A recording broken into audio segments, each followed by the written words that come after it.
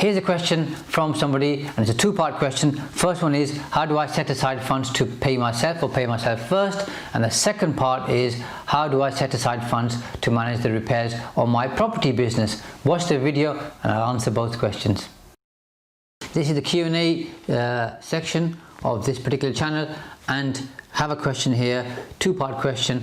The first part is, need suggestions on setting aside funds to pay yourself or paying yourself first. That's how the question is phrased. And the second part question is setting aside funds for repairs. So I assume this is from a property investor, and the second part they're referring to repairs for their properties. So let's answer the first part of the question. I think the first thing I would say is it's extremely important to pay yourself a commercial rate very quickly. Too often I see business owners working for pretty much nothing, and what they do is they think, I'll pay myself last. Sometimes they don't even get paid in certain months, and then they pay themselves less than what they are worth. And the problem with that is this: if we're talking about value in any context, and we're talking about valuing yourself, if you don't pay yourself enough, and you don't pay yourself first, and you don't value yourself to pay yourself a good commercial rate, then it begs the question, why should anybody else value you? So you got to start with yourself. So value yourself, pay yourself first, pay yourself a commercial rate. I'm not going to go into how you should pay yourself, because obviously that takes us into tax, which is another hat that I wear in terms of salary, dividend, bonuses, all that type of stuff. Let's set that aside. Just think about a figure which you're worth, and of course then pay yourself that figure. But if your business can't afford to pay you because you're not making that amount, at least have that in your mind's eye and have that as a goal. Then plan and prepare, okay, how am I going to get to that figure? So how much profit do I need to make, how much sales do I need to make, how do I control, curb, manage my costs to get to that figure? But that again takes us on a tangent.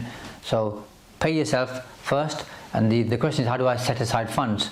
Well, if keep it simple. If you can set up a direct debit for money to be transferred into your personal account every month, fantastic. If you can't, or you don't have the discipline, then you can have a sub account and transfer funds in there on a weekly or monthly basis, and keep them safe, and then draw down on them when you need. Because there are some people who perhaps don't want the money monthly because of their circumstances, but they want to draw down quarterly. So if they keep it in their normal account, they end up spending it on something else in the business. So transfer it into a sub account, and as and when you need the money, draw down on it.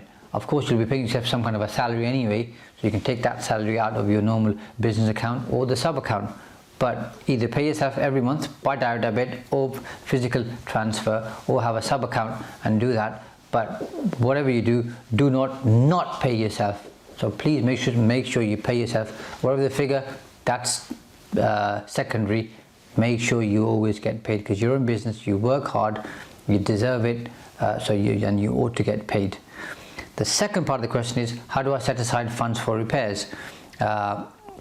And again, I think good discipline is to have a sub account, and in that sub account you just transfer a certain amount from each property you get every single month from the rental income. So you work out what the average repair bill is, or you work out how much work a property needs, or you work out how much work a property may need on average depending on its age and its condition, and then you just keep transferring money there. Let's call it £50 now to keep the number really easy. You just keep transferring £50 in there per property every single month, and then you have a repairs account. So the money stays in there, and as and when work needs doing, you've got the funds, you pay them. When I say pay them, I mean pay for the repairs.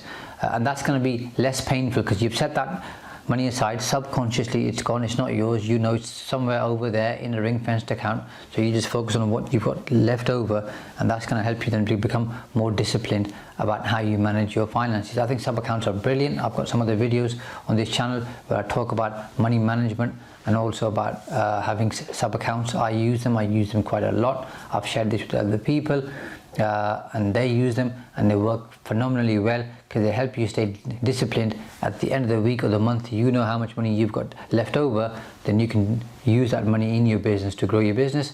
But everything else is catered for, be it tax, be it your personal funds, be it any money you've got for your savings account, be it money for tax, VAT, PAYE, all that kind of stuff. It's all out the way. You've got clarity, you know exactly where you stand every single month. So use your sub accounts, pay yourself first, and that's going to work well for you. And the reason why I say that is because it's worked well for me and many others who I've shared it with.